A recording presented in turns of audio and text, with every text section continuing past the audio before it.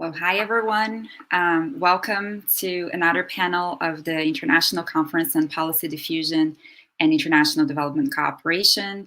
My name is Michelle Moraes, and I'm very pleased to be introducing actually two panels. We combined two panels in one. The first panel is on social policy, and then the second panel is on policy diffusion in Brazil. We have colleagues that came and gave their time to make their presentations. But before I introduce our first presenter for the day, I just wanted to clarify on some issues. For those of you who are watching us, please feel free to send questions through the chat. We're going to make some time for questions and answers, and we would be pleased to answer those questions for those of you watching us live. But for those of you who are not able to watch us live, we're going to have this video for a long time available online, and you're welcome to watch it as many times as you would like to. So we're going to have a sequence of three papers presented today. The first one, which is on from our panel 9 on social policy diffusion. That's going to be presented by Maria Clara Oliveira. Her paper is titled Ideas and Policy Change, an Analysis of the Redesign of Portuguese Social Benefits During the Adjustment Period. And before I give the floor to Maria Clara, I just wanted to say a few words about how this International Conference on Policy Diffusion and Development Cooperation really gives us the possibility of, doing an interdisciplinary conversation about the topics of the conference. It's a very specialized field, but also a very interdisciplinary field where, depending on your discipline, sometimes it's hard to find, your community of people who have been doing research on policy diffusion. So this conference, and it's not the first time that the conference provides the service for those of us who do this kind of research. So Maria Clara is a colleague that I met through the conference that I had never worked with, and I'm very pleased to be introducing her to this panel. So please, Maria Clara, you have the floor. Hello, everyone. Thank you, Michelle, for introducing me and for organizing this panel. Thank you also to Osmani and to the committee for the organization of this conference. I'm very happy to discuss the topic of social policy diffusion with you today and to present my research. The paper that I am presenting today, and I will share the slides with you in a few moments. Okay, so hopefully you are now seeing the presentation. Is still under development and is one of the outcomes of a larger research on the effects of the past crisis in the Portuguese social security system. So in Portugal, when we talk about the past crisis, it corresponds to the period roughly between 2008, 2009 and 2014. So in the work that I am now presenting, I look at the major changes made to the social security system in Portugal during the structural adjustment period, which can be divided in two different phases. The first one goes from the end of 2010 until mid-2011. And includes several adjustment measures inscribed in the growth and stability programs designed by the government. The second phase corresponds to the period between 2011 and 2014, during which Portugal received external aid. Similarly to other countries in the periphery of Europe, such as Greece and Spain, Portugal was severely hit by the financial crisis of 2008. The socialist government first reacted to the crisis by adopting a stimulus package. However, in 2010, the government faced increasing pressure to reduce the debt. In order to do so, 4 growth and stability programs were presented, 3 of which were adopted, while the 4th one was rejected, causing the government to fall. These growth and stability plans include several measures to reduce public spending, namely a cut on the envelope for Social Security that translated into lower budgets and that were available for several programs, and altered and resulted in alterations to retirement criteria too. The eligibility criteria for social benefits were also altered, and means tests were introduced, as well as more sophisticated mechanisms of data verification. The amounts transferred to the beneficiaries of the system were to remain the same and not to be adjusted for the following years. Besides, changes were also made to the unemployment benefit. The reduction of the amounts transferred for the unemployed across time were framed as a measure to foster the return of these unemployed individuals to the labor market. Facing extreme international pressure to ask for a bailout and having suffered a major setback with the rejection of the 4th Growth and Stability Program proposal, the government stepped down and the new general elections were held 2 months after leading a coalition of moderate right to power. The negotiations with international actors started immediately after the government's fall, and a memorandum of understanding containing agreed conditions for a bailout was signed between Portugal, the IMF, the European Commission, and the Central European Bank. These 3 actors in Portugal are known as Troika. The memorandum contains the guidelines for the adjustment, the structural adjustment that impacted several policy sectors.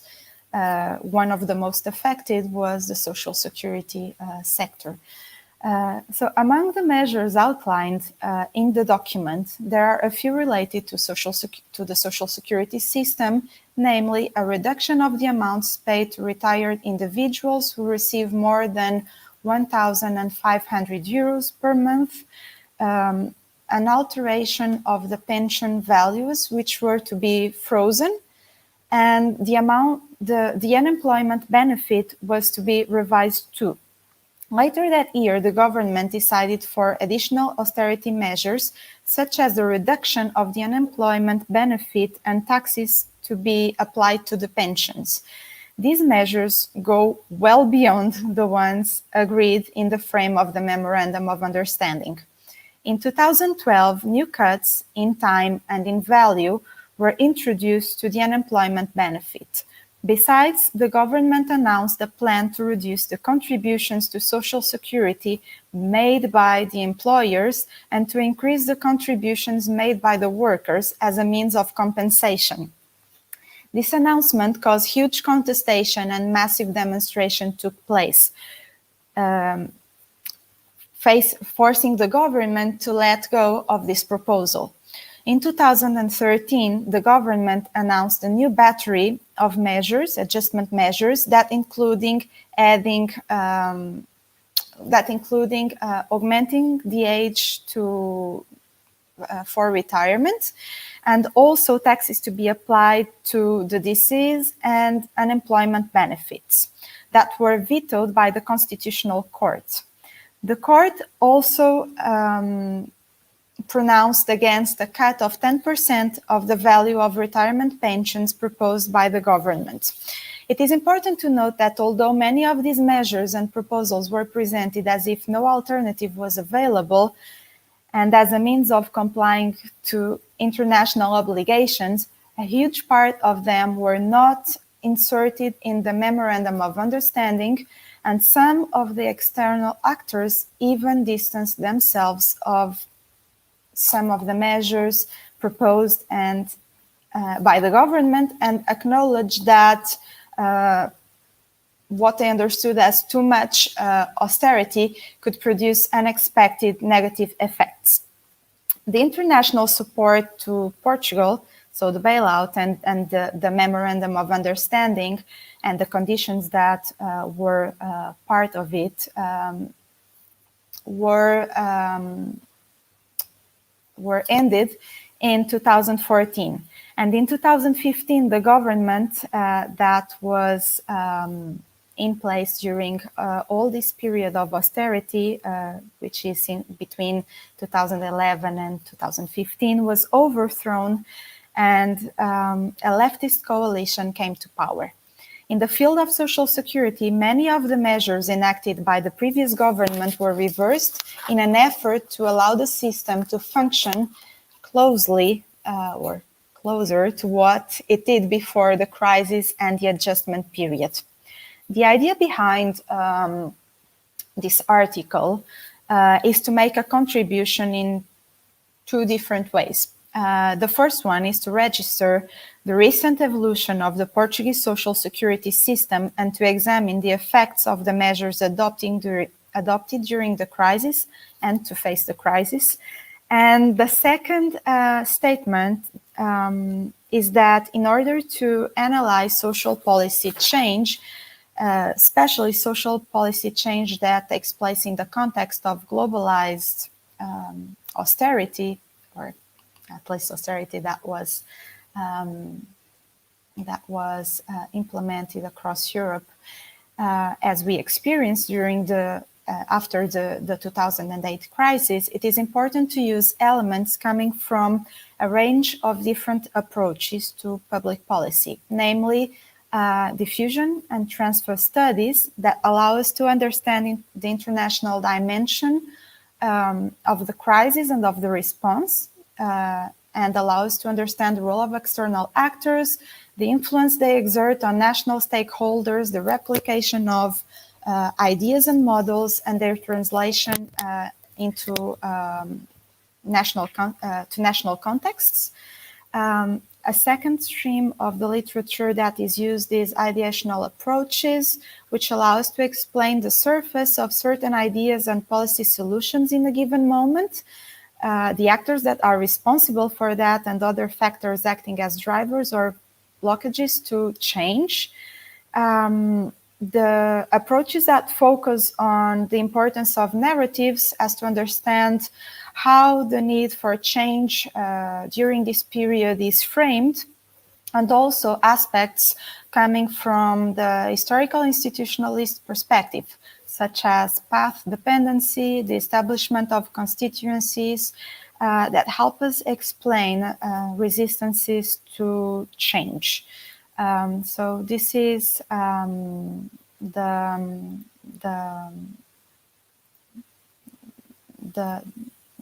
what we try to do with this in this paper. So thank you for your attention, and I will be happy to discuss it with you.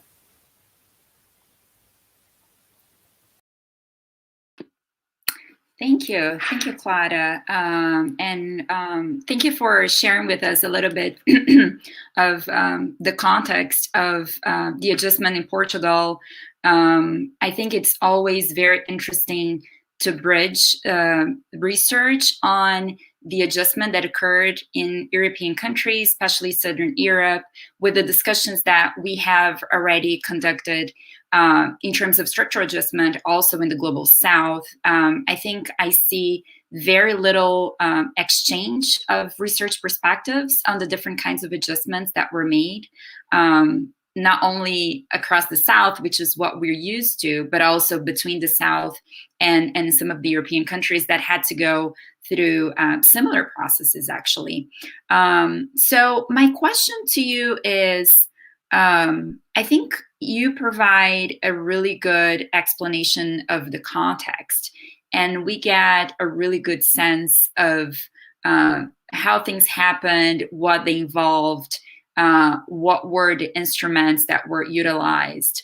And your last slide on combining different approaches and perspectives help us understand the conceptual tools that you used in your analysis. I think what I would like to see you elaborate a little bit more on your answer, and maybe you could clarify that to us, is I think my first question is, what is the added value of the diffusion literature and transfer literature? What do you think that it brings to your paper that other bodies of literature cannot? What is sort of the added value of the diffusion analysis for your specific case? And my second question is, why did you choose those 4 different perspectives? And why do you think they go along together and not other possible perspectives that you could have? So I guess all of my questions are on your conception framework, but if you could, elaborate a little bit on that. I understand that this may be still work in progress and you may not have thought of these questions yet, but just to push you a little bit in the direction of analyzing, your choices. So yeah, I think if we could use a few minutes for you to respond now, that would be great. Thank you, Michelle, for your comments and for your ideas on this paper. It is, so as I have mentioned, and it is still work in progress, so it is actually very useful to be able to discuss this at this point. I think that, as you mentioned, it is, we do not see,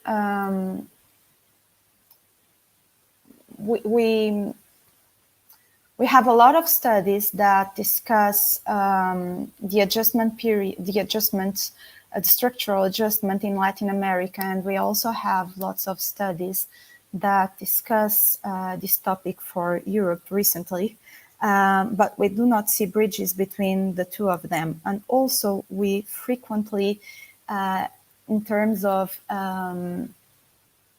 in what concerns the studies regarding Europe, do not see many studies that that compare different cases. I think that one of the things that is useful, the added value of using diffusion and transfer studies is because it allows us to explore the international dimension of this adjustment programs, and to explore the fact that the international organizations that were involved in the bailout of Portugal and that were in the design of the agreed conditions in which the bailout was supposed to take place, they have their own interests and ideas and policy tools, and these are the same organizations that were also acting in other countries in Europe during the adjustment that took place after the global financial crisis of 2008, but also in other parts in other countries at different periods of time. So I think that using this diffusion and transfer tools, perspectives, allows us to incorporate this international dimension and to look at these ideas as part of a movement that goes well beyond the national Portuguese context of implementing austerity measures, austerity programs, and more and specific programmatic ideas regarding, for instance, the ways to which way which tools we should use to protect certain groups of individuals, certain groups of workers, etc. So I think it is useful to look at that international dimension, and that the replication of these ideas in different contexts, and try to identify similarities and differences between what was implemented in Portugal and what was being discussed in other parts of Europe at the time. I think that so the combination of these different perspectives, which you commented on your second question, I am still thinking how this could actually be done, but I think that it is important to combine them, because in an individualized way, all of them have elements that are very interesting. For example, the ideational approaches allow us to understand the ideas and that were portrayed by different actors, and how they influence policy decisions when they surface, etc. But they do not allow us to understand, or they fail at discussing other topics, other factors that are also important when we want to look at how the certain policies are conducted. So the literature on institutionalism, historical institutionalism, allows us to understand, for instance, what constraints and what limits, what are the limitations to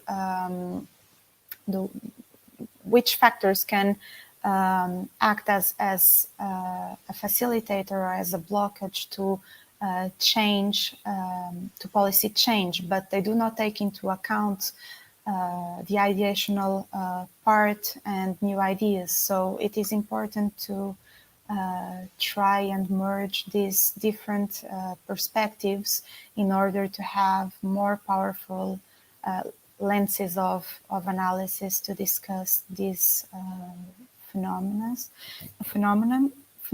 and to be able to analyze the policies in a longer period of time. I don't know if I have answered your questions. Thank you. Thank you. Yeah, no, that was excellent. And I think it really clarified some of the questions I had. And I think these are some of the questions that you might want to be ready to address in the paper, especially if you consider it for publication. I think these are some of the questions that reviewers might have for you. So it's always good to take a step, to be ahead of that before it comes. So I wonder if we have any questions from the chat for Clara. And if not, we can entertain the chat questions also later.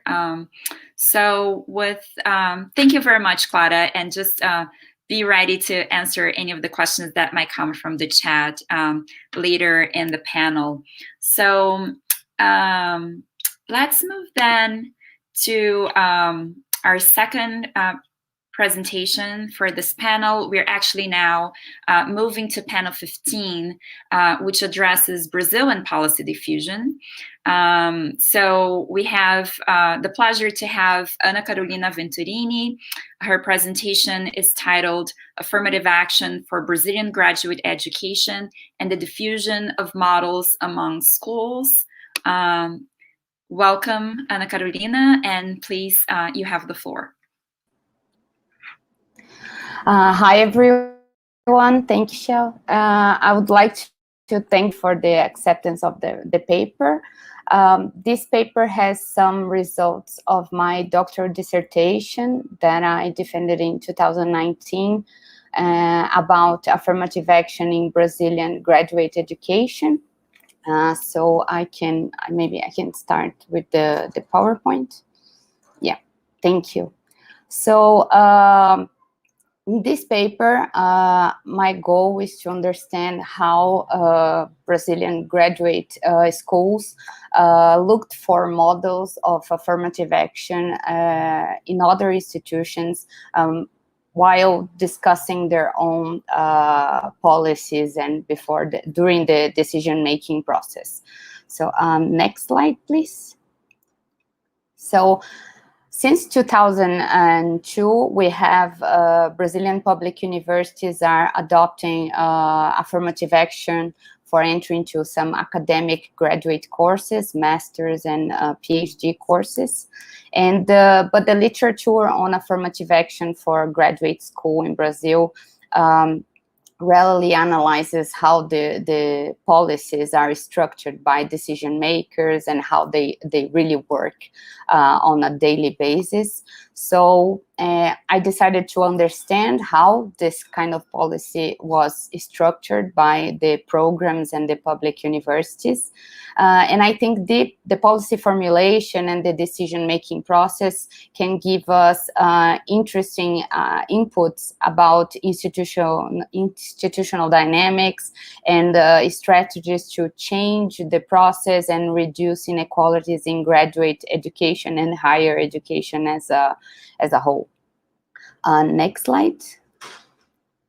So my goal in this research was, in this paper, is to describe how public universities and graduate programs use models and examples of admission calls, what we call editais here in Brazil, and resolutions from other institutions to formulate the policies, affirmative action policies, for entry into the graduate courses. So we want to understand how the diffusion of institutional designs occurred among Brazilian graduate schools. And I think this can give us some ideas about the discussion of alternatives and possible solutions for the problems that were identified by the programs. Like, for example, the lack of Brazilian Black and Indigenous students in graduate school in Brazil. Next slide. So I'm concerned with the first stage of the decision-making process. So the programs want to understand how other programs create affirmative action, how this idea came across the programs, and looked for information about other institutions. So in this phase, decision makers are willing to understand what is the innovation like, what is affirmative action for graduate school, it works or not, what are the impacts in other institutions that have this kind of policy for a longer period, so that they can formulate their own policies. Next. So about the methodology, this research as a whole involved several steps. The first step was to analyze the selection notice of almost 3,000 academic graduate programs of public universities in Brazil that were published until January 2018 to verify if they have some kind of affirmative action. In this phase, I collected the selection notice, and I verified that there were 737 programs with some kind of affirmative action. After that, I sent a survey, an online questionnaire to all graduate programs in Brazil to understand some other points and collect additional data. And this was answered by 231 programs. And finally, the last step was to understand how a few other causal effects and other ideas. So I did some semi-structured interviews with universities, deans, and department chairs of programs from different fields of knowledge. And finally, to understand the diffusion of models between the programs, I decided to build networks. So in the survey and in the interviews, the respondents were asked to indicate whether during the design of the affirmative action policy, other programs and their policies and documents were used as models, as examples. Next slide, please. About the hypothesis, based on the literature on policy diffusion, I formulated 3 hypotheses related to the graduate programs and the use of models. So the first one was in the case of a subject that was little addressed by the literature and was recently like unknown. Most programs didn't know what affirmative action was. So they would seek models to understand what other institutions were doing. The second hypothesis was that graduate programs looked for models among the programs from their own university and within the same field of knowledge. So chemistry will look for other ideas within the chemistry field, or public health, and so on. And the last one, the exchange of information in academic forums like conferences and professional networks contributed to the diffusion of the models. Next, please. So about the findings, the data on the models used by the programs were separated in 2 moments. Before and after the publication of a normative order, number 13, 2016, that was published by the Ministry of Education, MEC, and established that all federal institutions of higher education should submit proposals on the inclusion of Black, Browns, Indigenous people, and students with disabilities in their graduate programs. The normative order had an inductive effect, and the number of programs with affirmative action increased after 2016. In the graph, you can see that before 2016, there was a low number of programs with affirmative action, and after 2016, the number started to grow. And it keeps growing. So but because many programs understood that the normative order was a mandatory order for them to create affirmative proposals only. Next, please. So about the findings, I had created 2 networks. In the first network, I show all the programs that were mentioned as examples by other programs and universities that started to create affirmative action before normative order number 13. And the amount of interactions help us to verify those actors, like the programs and universities that had the most significant influence on the affirmative action diffusion. Next, please. So the network, which I will show you in the next slide, will indicate the exchange of information between the programs. And it shows that this exchange was concentrated in areas like fields of knowledge, especially anthropology, specific universities and regions of the country. So the exchanges are very located in 12 universities only, out of 199 public universities. And we have one university, the Federal University of Goiás, that created affirmative action in 2015 with a very interesting resolution that applies to all graduate programs in the university.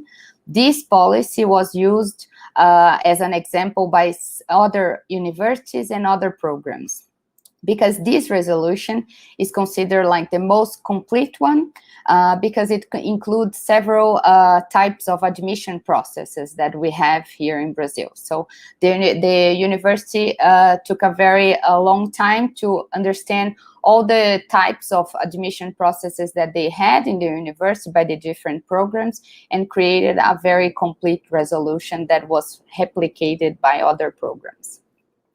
And an aspect that is very interesting is the whole of graduate programs in anthropology.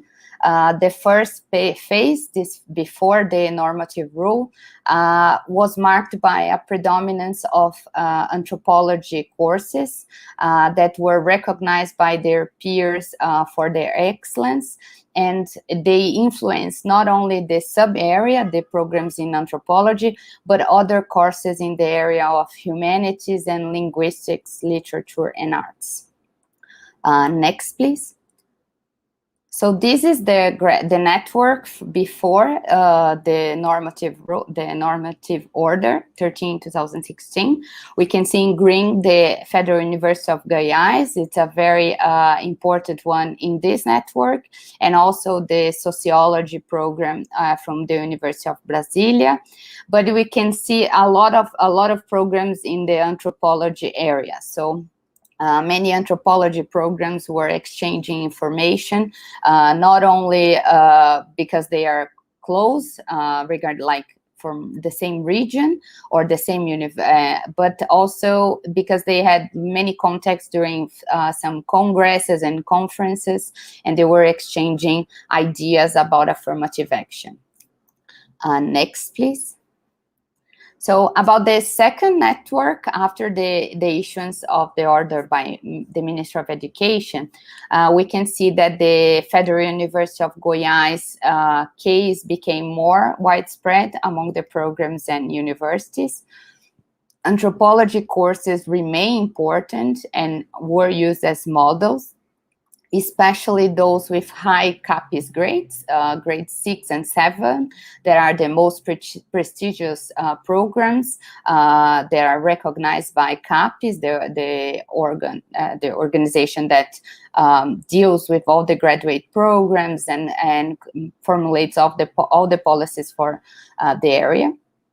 And the programs looked for examples in the same area or sub-area of knowledge, and also programs of the same university. Next, please.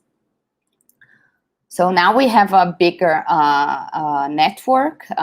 UFG, the Federal University of Goiás, remain like the most important one with more connections, but we have many other small connections from programs within the same university or with the same field of knowledge, like, for example, UFI, here on the bottom, the public health program decided to look for examples from other public health programs in the country, like the Fiocruz program, that is a very prestigious one, to see what they were doing about the subject. Next, please. So regarding hypothesis 1, the data confirms the hypothesis and demonstrates that during the formulation and decision-making process, graduate programs try to understand the policies that were implemented by other programs, what challenges they face, and other ideas.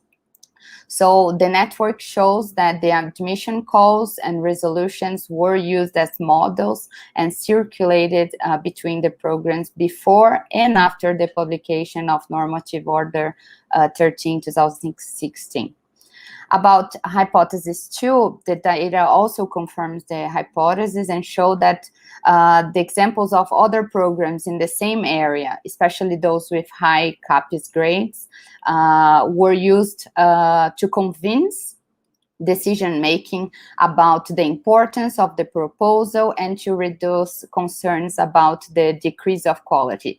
The programs were very concerned about creating affirmative action and decreasing the quality of the program.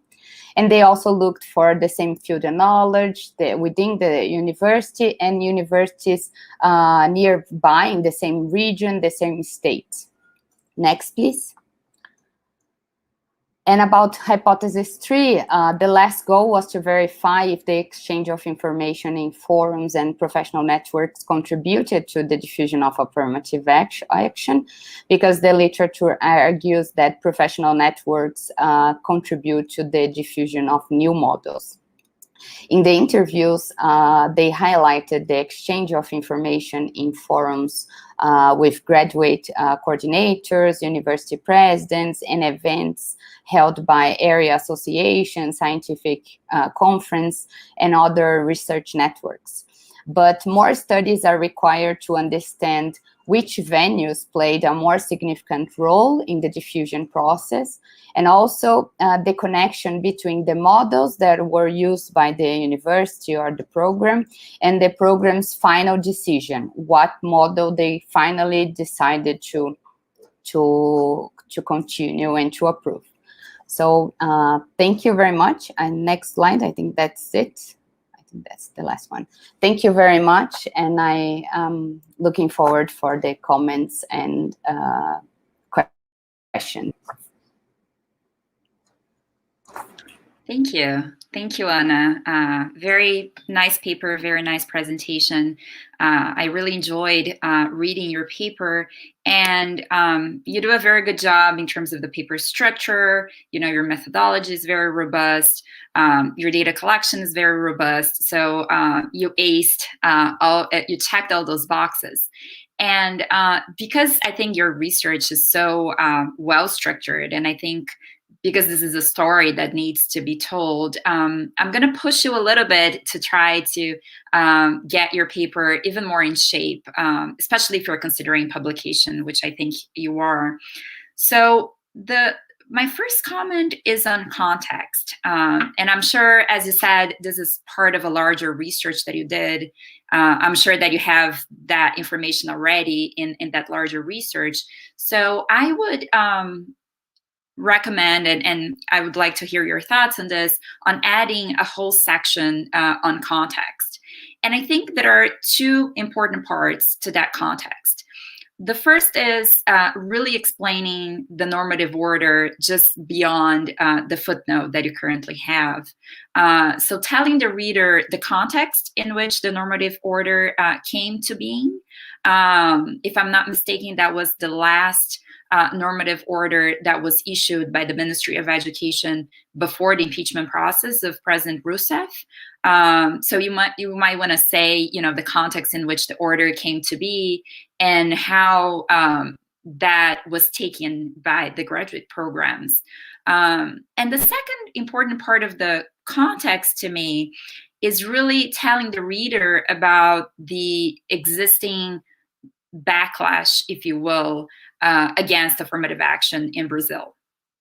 And the reason why I'm saying this is because some of the reasons why the programs went to look for other experiences might have to do with this context of backlash and the fact that, you know, they couldn't get it wrong, right? So I think it's really important to ground the paper in the context in which these programs were flourishing around the country. And then the second part of my comment, and this is something that I would like to hear you about, is you address really well the how question, and I understand that's what you wanted to address, the part about drawing knowledge from previous experiences. And I was wondering if you maybe that's part of your larger work, your take on the why question, right? And sometimes it's harder to take on the why question because it requires, addressing some methodological issues, but also, there is usually resistance, especially by reviewers when you're trying to be ambitious and trying to answer why. But I think you're in a good place to answer the why question. And so the why question in this case to me is, why did these programs have to look for other experiences in other universities and other programs in other departments? Why weren't they able to devise their own processes just with internal discussion? And my take on it, and I would like to hear your thoughts on this. And you might want to take my comments with a grain of salt, because I was myself involved in designing affirmative action in a graduate program that I headed at Brazil's National School of Public Administration, ANAP. And my own experience was also to look elsewhere. So confirming what you have found in your research, that our first intuition was to look at what already existed. And that for two reasons. To me, one reason is legal legitimacy. So you're not going to be able to have your selection process approved by the legal counsel if you do not show that this has been done before. So drawing legal legitimacy from other existing experiences, especially because the normative order was not mandatory, right? Despite of what some might have interpreted, it was not mandatory. So it was even harder to make the case, to make a legal case that affirmative action was needed. And the pre-existing experiences were an indication that that legal basis existed. And the second reason for looking elsewhere is political legitimacy, and saying, look, these programs have existed, they have been doing well, and they have implemented affirmative action in this way, and we're going to do exactly the same. So knowing how to implement affirmative action, how to verify self-declaration, whether you're going to do a committee to verify self-declaration and so on, was a really tricky part. And drawing from other experiences was very important. So I'm going to end my comment here, but I would really like to hear from you on whether you consider you could take that additional step, maybe in this paper, but maybe in another paper, in addressing the why question, which I think is really important to understand here. So I will give the floor back to you so that you can say a few words. Hi, sorry, I wanted to jump in. Sorry, Michelle, to interrupt. I wanted to jump in because I found the presentation very interesting, and also I wanted to make two comments on the presentation. So I also agree with Michelle that this is a story that needs to be told, and it's very interesting that you are doing this from the perspective of from policy diffusion, which is something that I didn't so far, to my knowledge, I never read anything compared to what you're doing. So this is very interesting. But I had two questions that raised in my mind when you were presenting. And the first one is that if I understood correctly, you confirm all your three hypotheses. In a certain way, all the departments, the graduate courses are doing a little bit of hypothesis 1, a little bit of hypothesis 2, and a little bit of hypothesis 3. So there are three possible explanation of what is happening. And probably what is happening is a combination of all these three movements in different moments of time. The second thing is that I was, until your last slide, I was convinced that in hypothesis 2, you were talking about isomorphism and like sectoral area or organizational isomorphism. And then in your last slide, or one of the last slides, you used the work of DiMaggio and Paulo to talk about the fact that departments are going to, in different professional networks, to gather information and prepare their models. So I was a little bit confused about that. So because in my understanding, hypothesis 2 was about totally about isomorphism and people trying to scan in their own area or organizations to models. And the last thing I would like to comment is about your framing on the terms and on your research as policy diffusion. So there are two elements that you're discussing that are from different types of movements. So the one thing is, and I found very interesting your graph when you showed the increasing of the numbers of adoptions after the enactment of the normative act in 2016 or something, and you clearly showed a sort of mechanism of coercion there, which is something very discussed in the literature, but you're not using this you're not discussing this specifically. And I was wondering if maybe in the paper you do this, but this is very important for the diffusion studies. So the impact of coercion, of this induction, or what I call the institutional induction in policy diffusion processes. And the next thing is related to a second moment when the graduate courses are trying to translate the enactment or the directions or the orientation from this into a public policy towards the graduate courses. And there is a very interesting discussion about translation that we also did here in the conference that might be useful for you to frame your what is happening there when departments are scanning or changing or adapting, adjusting the anthropology model or other models in their own departments, and so on and so on. So I think that these are elements that will be very interesting to incorporate in the paper if they are not, and also to push you further in your reflection about your research, which is again very interesting. So yes, that's it. Thank you very much for sharing and for participating in the conference. Thanks, Shelly. Thank you, Osmani. So I'm gonna try to answer all the questions, but first, about the context, I agree that I could add more context to the paper. I didn't because of the size and everything, but I think it's necessary.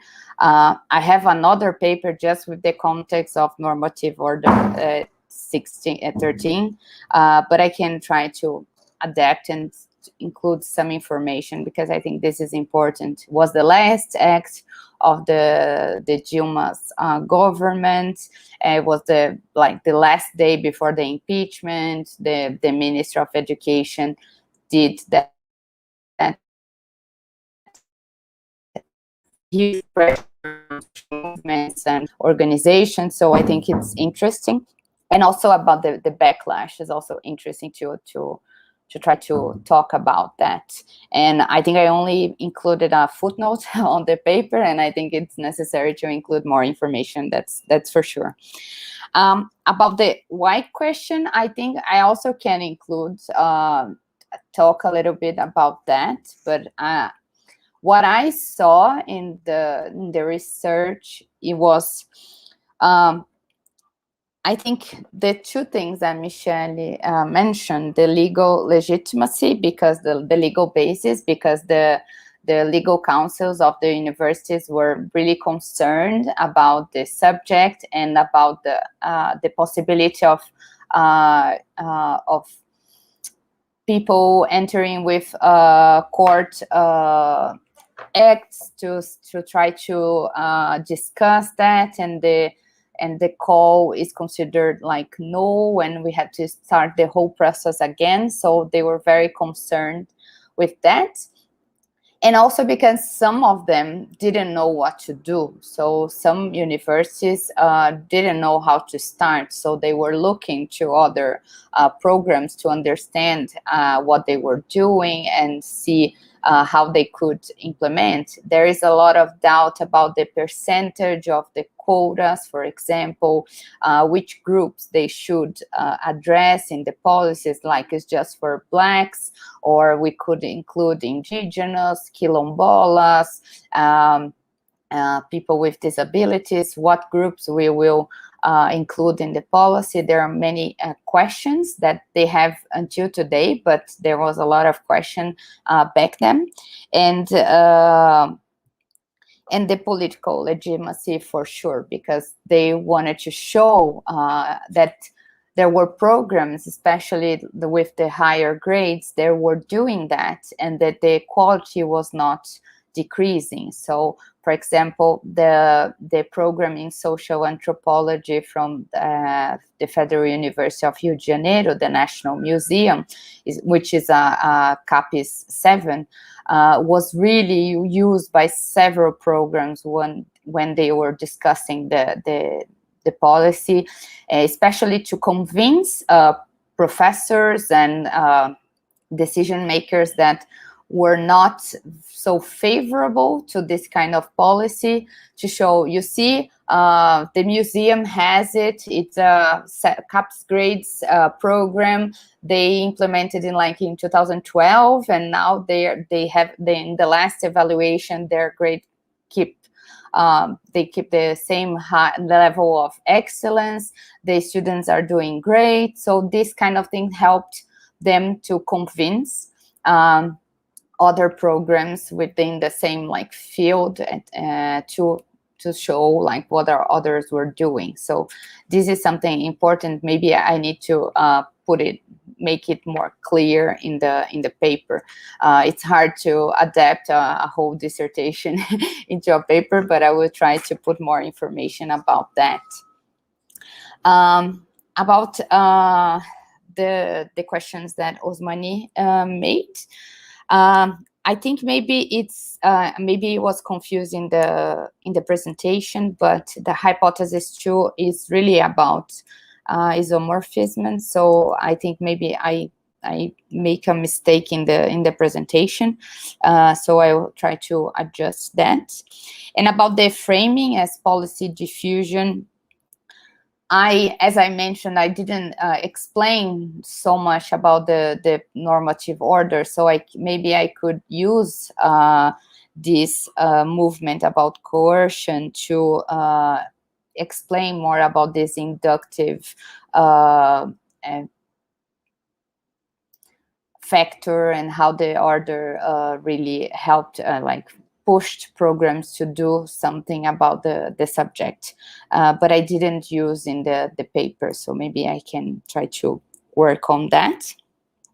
And also about translation, I didn't use that. Maybe I will take a look at the panels about translation and see how I can reorganize this section of the paper to make it more clear in this and in future research. The comments. I think that.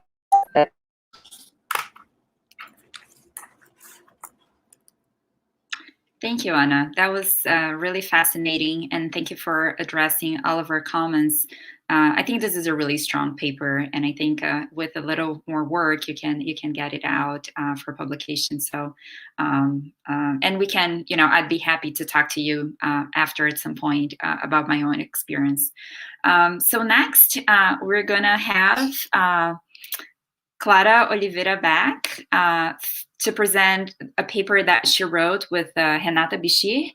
So a paper by Maria Clara Oliveira and Renata Bichir, which is titled Cash Transfers in Brazil and in Chile, Comparing Ideas and the Role of Epistemic Communities and Instrument Constituencies. So we're happy to have you back, and the floor is yours. Thank you for the opportunity of presenting and discussing this second article that was written in collaboration with Renata Bichir. I will share, okay, the slides with, so the main goal of this article is to explore the utility of separating epistemic communities from instrument constituencies, and to use both concepts to study agenda setting and policy formulation at national level. The concept of epistemic community was advanced by Haas, who defines it as a network of professionals with recognized expertise and competence in a particular domain, and an authoritative claim to policy relevant knowledge within that domain or issue area. And epistemic communities were used to explain policy diffusion and transfer, and also used to explain the inclusion of certain topics in the political agenda by several authors. Recently, another stream of the literature suggested that the creation of another concept, that of instrument constituencies. These are, and I quote, more concerned with policy tools and supplying policymakers with the information about the design and mechanisms of these tools. And this is a concept that was used to explain the transfer of specific programs, for instance, of conditional cash transfers from one place to another.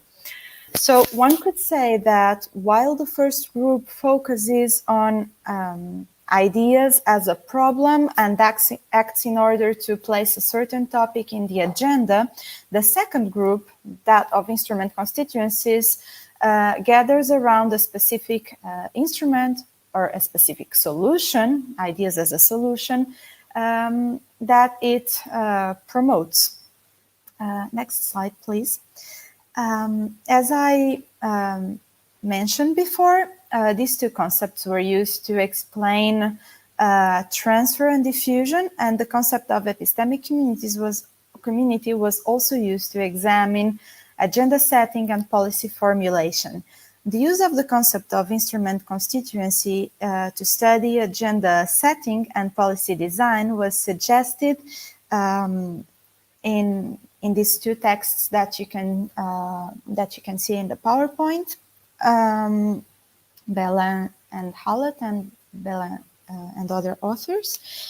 And what Renata and I tried to do in this article was to follow this suggestion of using it to understand agenda setting and policy formulation processes, and test its utility to explain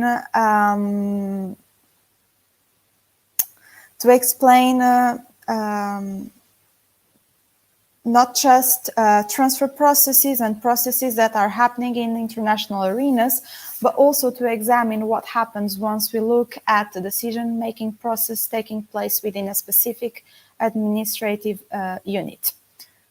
Next slide, please. We selected cash transfer programs because these are global policies that were widely used in the North countries since like around 2 centuries, but recently became widely disseminated in the global South. This is a recent trend that has taken place over the past 25, 30 years. There are already several studies that look at the process of diffusion and transfer of these programs, such as the studies of Cecilia Osorio, Peck and Theodore, my own PhD thesis, and there is also a plethora of case studies regarding the formulation of specific initiatives. These studies focus, although there are different programs, there are lots of the studies concentrate on the Brazilian, the Mexican, and maybe the South African cases, which are programs that have received lots of international attention and also attention from the academia. Next slide, please. Some of these studies use the concept of epistemic community to explain the diffusion of cash transfers. In the case of Sugiyama 2011, she refers to networks instead of epistemic communities, while others use the concept of instrument constituencies to explain this diffusion and transfer processes. There are also a few studies that look at the agenda setting and formulation of programs using cognitive approaches to public policy, but although they look at different ideas and how these programs were formulated, they do not mobilize, and even sometimes they do recognize the international dimension of these programs. These studies that use cognitive approaches, they do not mobilize these two concepts. So examples of these of studies that fall into these categories are, for example, the studies of Cota and Carol Tomasini for the case of Bolsa Familia. In this article, we look at the formulation of the Brazilian and the Chilean programs, and we recognize that they are part of a diffusion process. We argue that there are advantages in separating these two concepts, and in using both of them to look not just at the international level, but also at what takes place at the national level. Next slide, please. I will not, so the cases that we look at are Bolsa Familia program and Chile Solidario program. I will not delve into the details of the two case studies. However, let me just mention that what we can observe from analyzing the Brazilian case is that during the transition period to Lula's government, which is the end of 2002, the beginning of 2003, two different yet connected problems were identified by two different epistemic communities, that of poverty and that of food insecurity. And each of these and two different solutions were advanced to respond to each of these problems. Cash transfers to respond to the problem of poverty, and the zero hunger strategy to respond to the problem of food insecurity. Each of these communities, epistemic communities, in this particular case, overlaps with the instrument constituency, which means that for each problem, a solution was, for each problem that was identified for a specific group, a solution was put forward by the same group. But this is not always the case. So eventually, the first epistemic community instrument constituency, the one on poverty and cash transfers, became dominant, and the issue of poverty was brought forward together with the proposal of a cash transfer as a solution. The cash transfer is Bolsa Familia. However, while one could say that there is sort of a consensus regarding the problem and the instrument within that group, the analysis of the formulation process shows that there are many conflicts within that group at the secondary, regarding secondary ideas. And this results into different propositions regarding the design of the program that were discussed during the formulation period. Next slide, please. The other program is that we examine is Chile Solidario. This problem was studied in. There is a very detailed study of the formulation of this program that was developed by Cecilia Osorio. It's in a book in Spanish of 2018, and then the same book, a similar book in an English version that dates from 2020.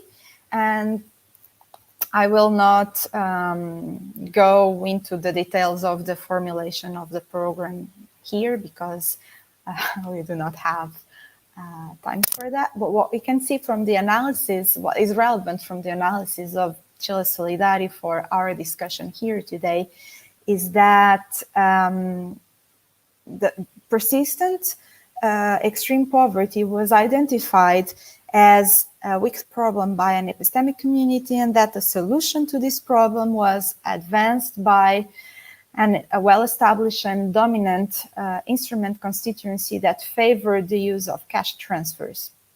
This cash transfer in Chile is very particular since this is an intervention that was coupled with an innovative dimension, which is the psychological support, making this program slightly different from the ones that we find in other Latin American countries.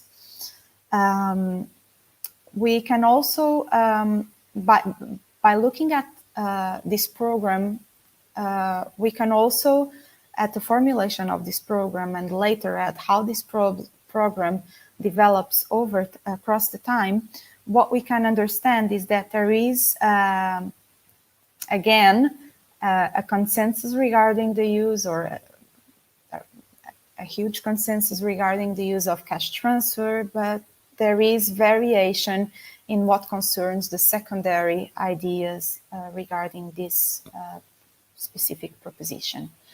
It is also important to mention that both in the case of Chile Solidario and Brazilian Bolsa Familia, the groups that took part of the elaboration, the formulation of these programs are well connected to international instrument constituencies favoring the use of cash transfers. So what we can see is actually the national pillar, let's say, of the national representation of broader international instrument constituency that favors cash transfers. So the last slide, and just to conclude, is what I just wanted to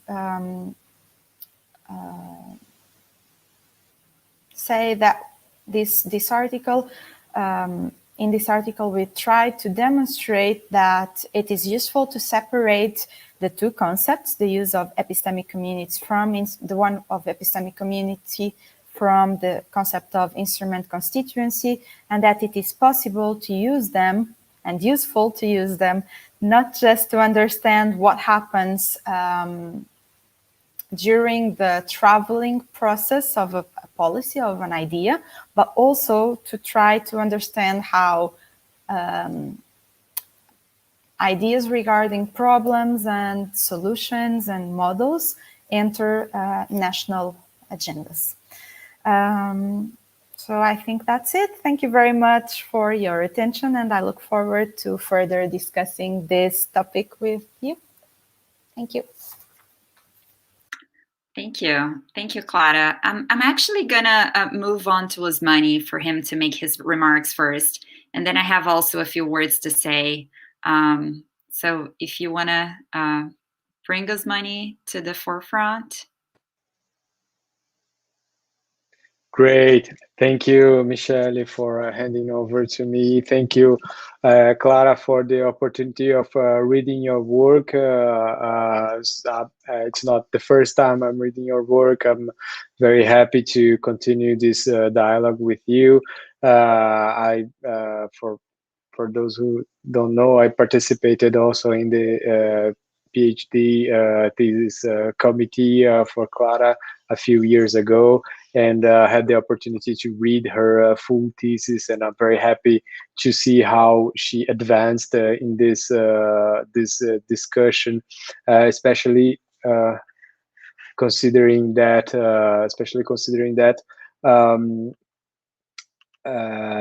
conditional cash transfers are a very important public policy that have been diffused from the South. And also, I'm happy to see her work, her advances on working with the concept of instrument constituencies. So first, this is a very nice comparison about Brazil and Chile. To my knowledge, I haven't seen anything in this sense until now. So very interesting to have read the papers. And my comments are going to be on especially on the paper, and it's a sort of an invitation for you to push your work even further. So I liked a lot the paper, and I think there are a few elements that you can make sharper in order to strengthen your argument, thinking for a publication and so on.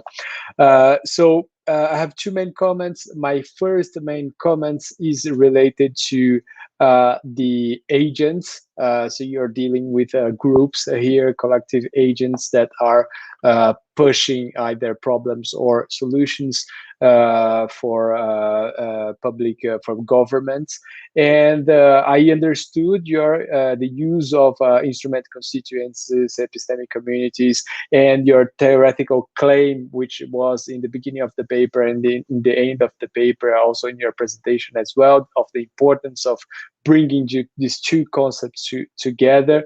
However, I had a sort of a hard time with the use of these concepts and your empirical material in the paper, and I will explain why. First, as you're working with groups, I had the impression that the description of these groups is a little bit vague. So you are mentioning here we have groups of experts, there we have groups of technicians, here this is an epistemic community, this is an instrument constituency. However, I didn't found information that it's the key information for you to characterize these groups. So who are they? How many are they? Where the group begins and where the group ends? Is this a big mass that is floating within the governments, or it's a restricted group of experts and they are in one specific ministry, or are they have extensions in academia, they have extensions in international organizations? We know that this is a group, but we don't know how many are they, who are they, where they begin, where they end, what are their ties, who are the core personalities in these groups. And this is very interesting for us to understand better the full configuration of this type of agents. So another thing is that is important for you to clarify is what is their type of influence and in each moment, and how do Brazil and Chilean groups can be compared. So you have this just a position of okay, here we have epistemic community instrument constitutes in Brazil, and here is the Chilean equivalent. But how they can be comparable? So what are the specificities of one type of epistemic community regarding to the other type of epistemic community and their difference, and so on and so on. And this is very striking in your paper, because we have a sort of an impressionist template of the group's agents, but you have a very specific and description about some individuals that are participating in this process. So on the one hand, we read all the time groups here, epistemic communities here, but not a very deep description. But in other times, we can see specific individuals operating, and we have their names and what they're doing, and how they are determinant in this process. So to mention a few, you mentioned Cristóvão Buarque with Bolsa Escola, Lula, Veronica Silva in Chile. So I found that this contrast was very interesting, and I wish I could have the same specificity and description for the groups as you gave for these individual agents. So this is the first observation that I think would help to push even further your reflection. And the second is that in your paper, you're discussing diffusion, but we don't see much how this movement is working, how it's operating in practice.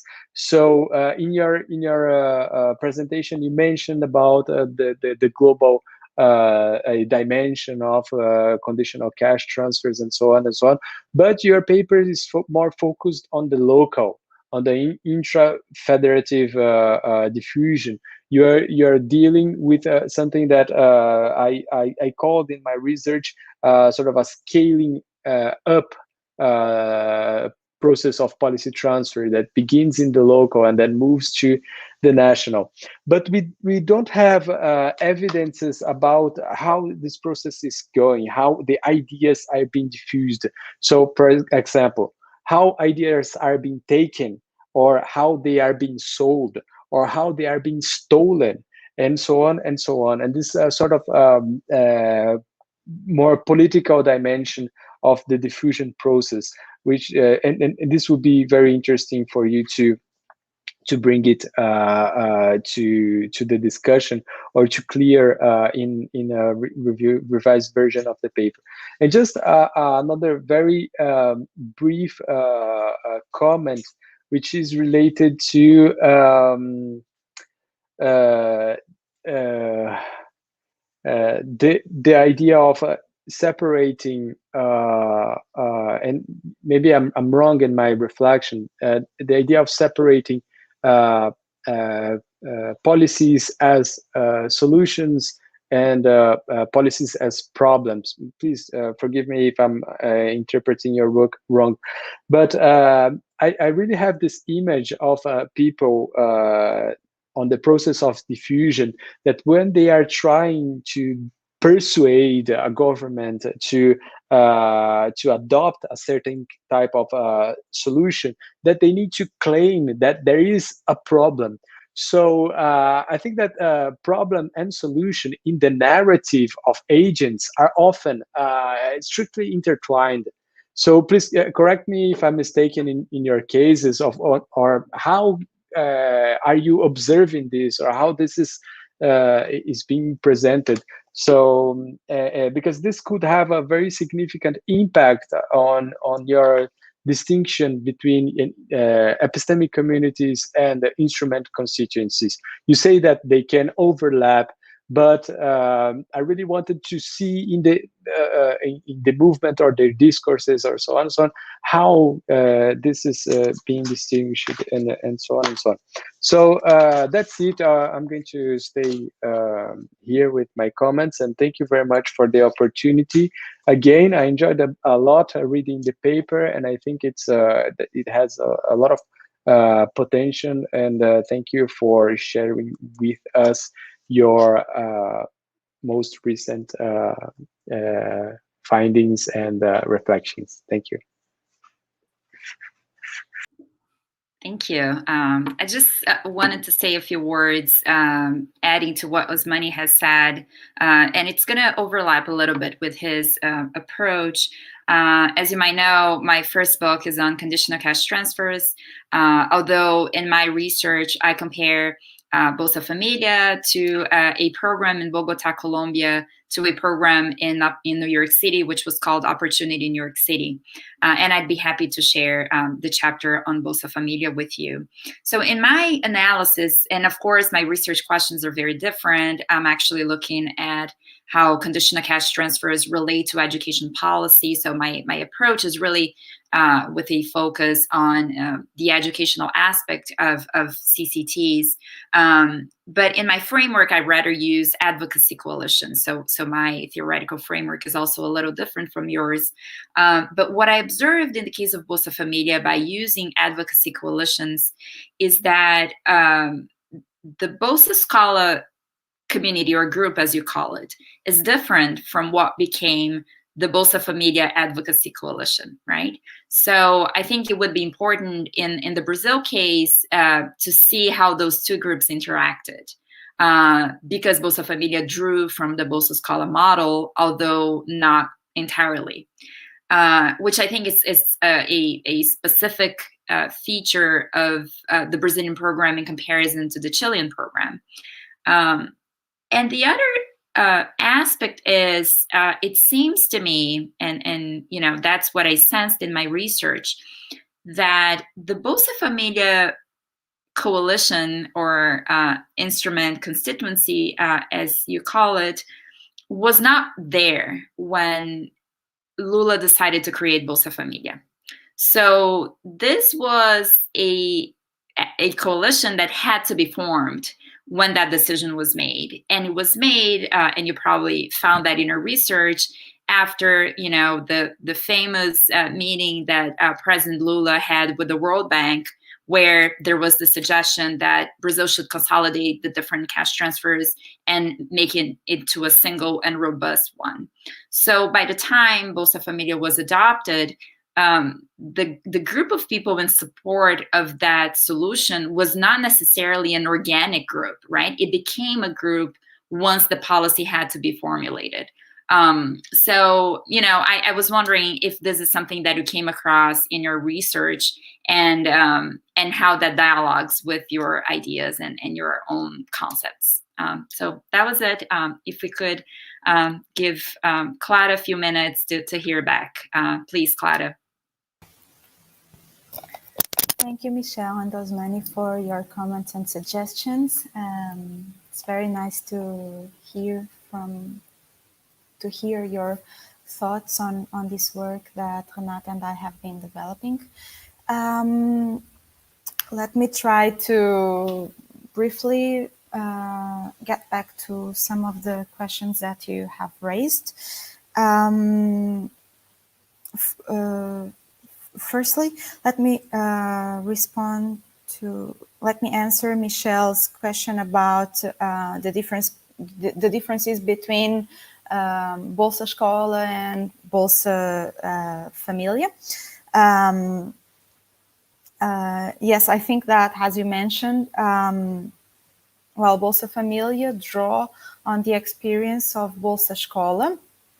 However, the group advocating for the first one, for Bolsa Escola, does not exactly correspond to the group that was involved in the formulation of Bolsa Familia, and it does not correspond to the group that supports Bolsa Familia, or at least some of the members do not integrate that second group. Actually, what we found in our research was that some of the people who supported the initial program, let's say the program with conditionalities on education only, were not very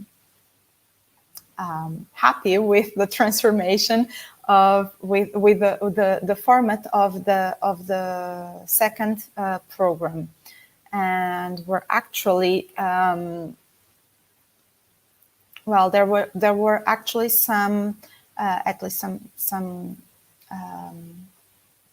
conflicts at the level of which ideas should be which should be the format that this program was should take, because should it be centered on education, or should it include other conditionalities on health, for instance? And these are indeed two different groups. Some individuals do play a role in the two of them. Others don't. And as you mentioned too,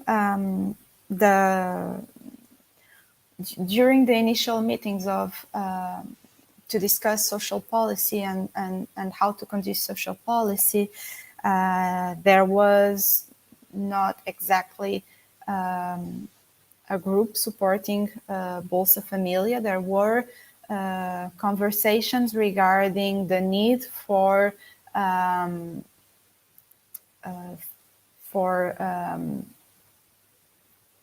creating a single program instead of several fragmented initiatives to replace the different initiatives that were taking place at the time. And this was an idea that was consolidated, as you said, only after. And the group supporting Bolsa Familia is a reaction to, is also a reaction to that first idea of consolidating, of creating a comprehensive and single response to the problem of multidimensional poverty, instead of having numerous initiatives that are put in place by different ministries and agencies, and that sometimes overlap and at the same time leave lots of people without protection. So yes, this is something that was not there at first, and that was only discussed after, not in the initial meeting, but only after. Thank you, Osmani, for mentioning, for your suggestions and for your comments. I think that this example of, so you mentioned that in the paper, although we acknowledge that there is a process of international diffusion and also that there are processes of transfers, we do not look at it in detail when we analyze the cases of Chile and the case of Brazil. And you mentioned that there is this, that the analysis is more focused on learning processes and diffusion coming, well, different levels of diffusion processes, or learning processes that were inspired in experiences that took place at local level. And this is true, and maybe this is, well, certainly this is something that we'll have to take into account when we get back to the paper. But I think that in these two cases, the process that happens is actually complex, in the sense that these are programs that result not just from the observation and the incorporation of lessons that were learned from the implementation of cash transfers and from other programs. In Chile, it was not cash transfers, but it was the psychological support at the local level, but also lessons that were taken from the observation of the international context, because by the time Chile and Brazil adopted these two programs that we analyze, cash transfers were already being implemented elsewhere in Latin American countries. So in these two cases, there is a combination of lessons and pressures coming not just from the local level, but also from the international and regional level.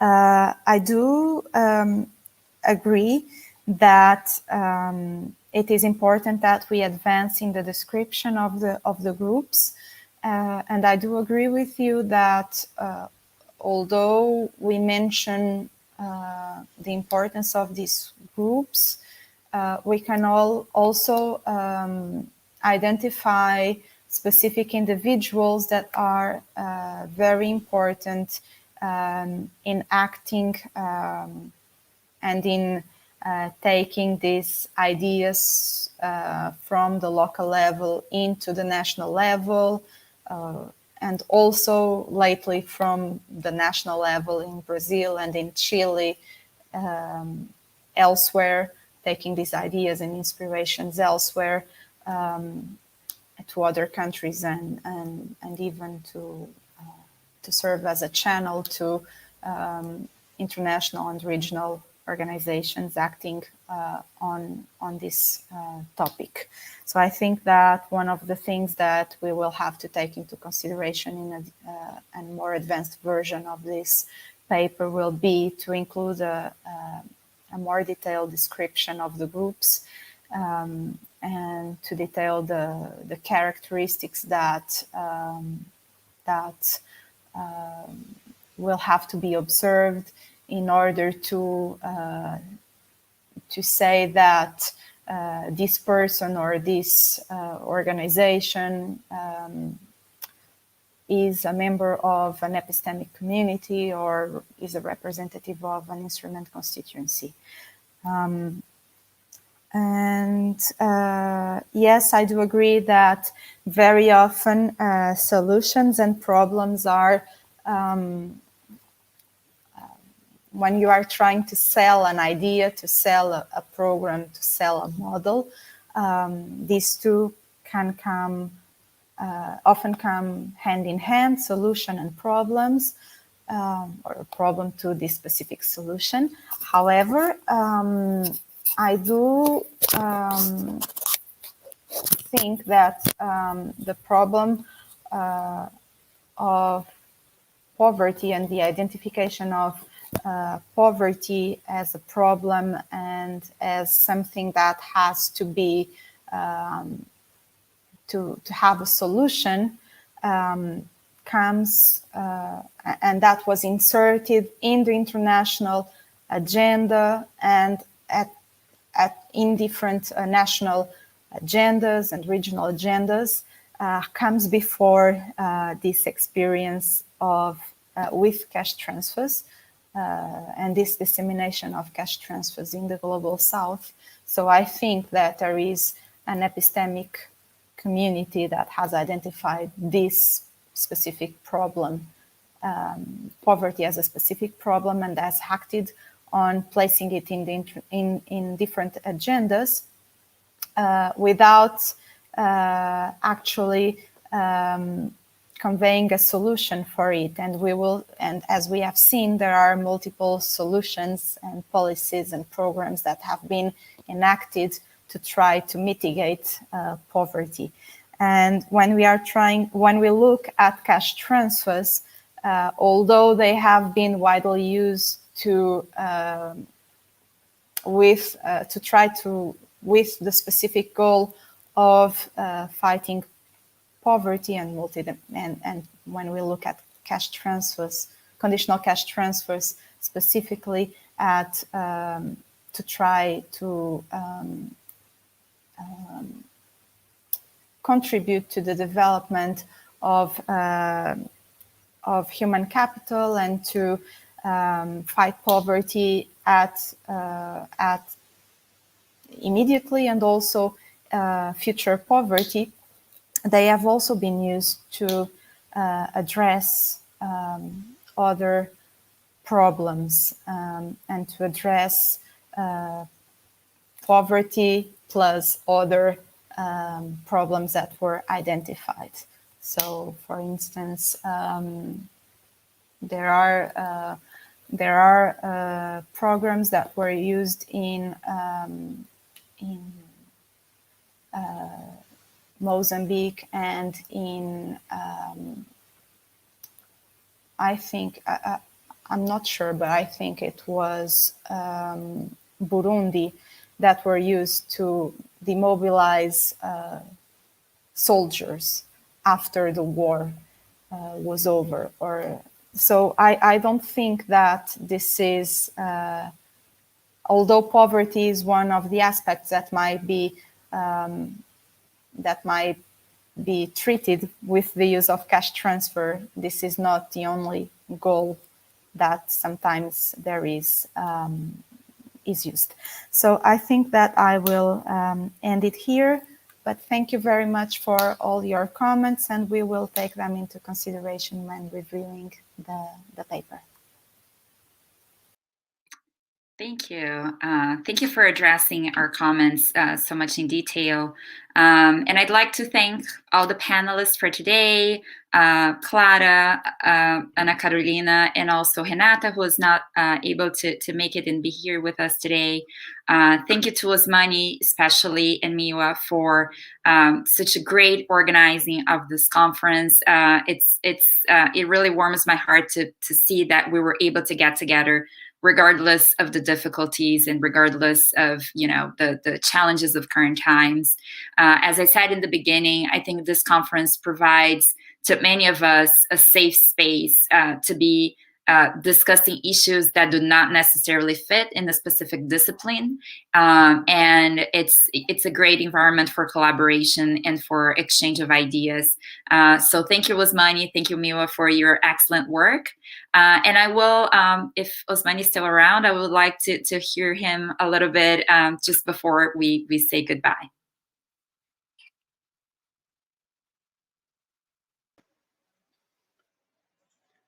Thank you, Michelle, for coordinating this panel. Thank you also, Clara, Ana, and Renata for your papers and replies. Just to mention that Renata was following us from Facebook, and she wrote a few comments about the presentation and our impressions on the work. So it was very nice to have this panel. I think this is back in the beginning of the conference when we were still conceiving what would be the interesting panels that we needed to add in the event. The discussion of social policy diffusion was a very important one, and I think that there are a few key colleagues leading this field. Of course, Michele was the first person I thought about it, but also here in the conference we had also a very intense participation of Cecilia Osorio from Chile, who's doing a great work on these topics, and also thinking about social policy diffusion. Brazil used to be a very important place of policy export of social technologies and innovations on the area. So it was something that we really needed to address in this conference, and we were very happy to receive such interesting contributions, and the discussion was great here. And what's been great of this conference, as Michelle mentioned, is the fact that we have this nice space of dialogue, which is multidisciplinary, and also international. So we have been receiving people from all over the world presenting their papers. Last Friday or Thursday, something like this, we had a paper with a colleague from Indonesia and other colleagues from Brazil here, and this is very, very nice. So the conference is moving on. We are kind of in the middle of the conference, as you know. It's going to be extended until March, and everything is broadcasted live on our YouTube channel, and also the videos are available on our YouTube channel after the conference, the panels are over. So I would kindly invite everyone who's watching us now to continue following what we are doing also on social media. Something that is interesting for you is to subscribe to our channel and activate the notification, so you receive a notification always when there is a new panel going on. And that's it. So thank you very much. It was great to stay here with you today and to learn more about social policy diffusion in Brazil and elsewhere in the world. And that's it. So thank you very much, and looking forward to the next panels.